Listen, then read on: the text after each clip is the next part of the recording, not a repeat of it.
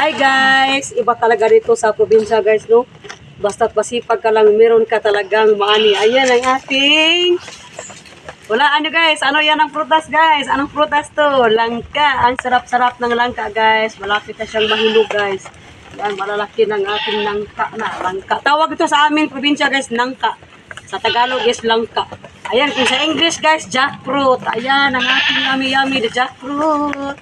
Yan, malalaking puno to guys, oh. Pero ang bunga niya guys, dalawa lang. Walang ibang bunga.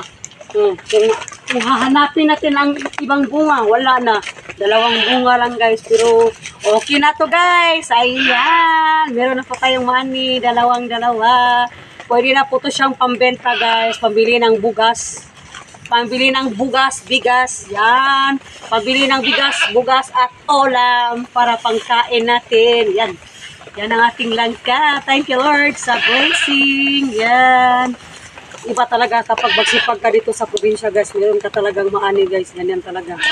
Ganyan talaga guys. Kaya kanina guys, ginawa namin, nagkuha po kami ng mga damo dito sa kabilang farm po namin guys. Kasi ang dami na talagang damo. Ngayon guys, tinitingnan ko na kung meron bang nahinog na langka. Meron bunga pero hindi pa siya hinog guys. Pero okay, at least may bunga na siya.